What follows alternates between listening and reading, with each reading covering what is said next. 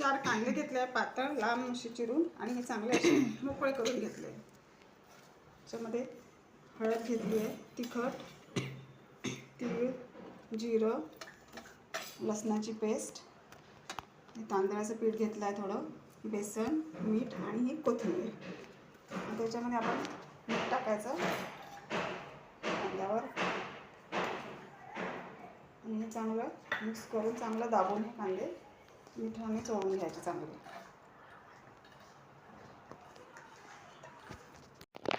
इथे मी 4 कांदे पातळ उभे असे कापून घेतलेले आणि चांगले त्याला मोकळे केलेले आहे। याच्यामध्ये हळद घेतली आहे, तिखट, तीळ, जिरं, मीठ, बेसन थोडंसं आणि थोडंसं तांदळाचं पीठ, लसणाची पेस्ट आणि कोथिंबीर घेतली आहे। आता आपण कांद्याचे चिरलेले कांदे त्याच्यामध्ये मीठ टाकून ते चांगले चोळून घ्यायचे, त्याला म्हणजे दाबून चोळायचे, म्हणजे त्याला थोडंसं असं पाणी सुटल्यासारखं होते।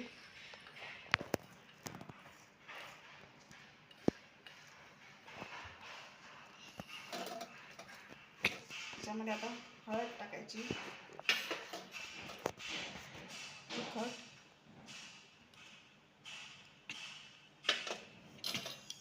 तीळ, जिरं, आलं लसणाची पेस्ट,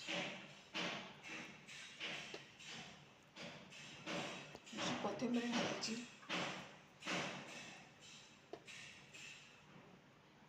आणि तांदळाचं पीठ साधारणतः पाववाटी आणि पाववाटी बेसन।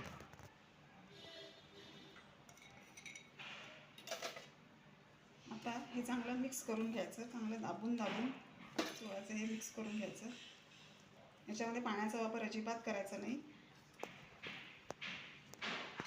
आणि थोडंसं गरम तेल टाकायचं।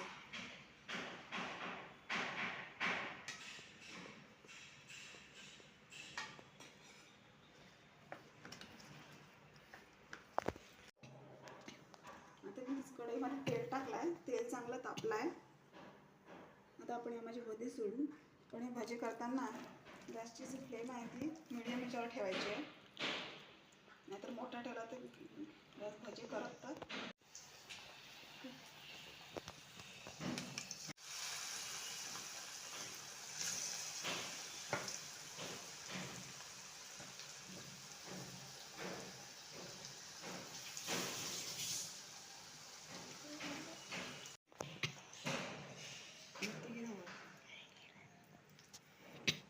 आता हे मीडियम फ्लेमवर करायचं आहे।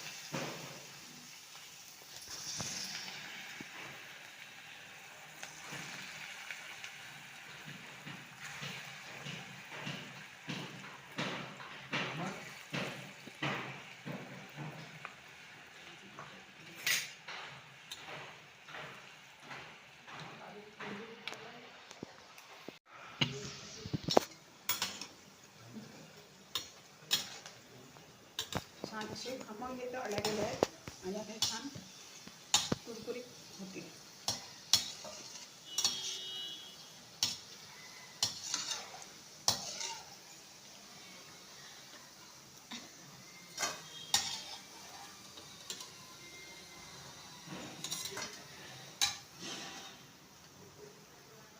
तर अशा प्रकारे आपली कुरकुरीत कांद्याची भजी तयार आहे।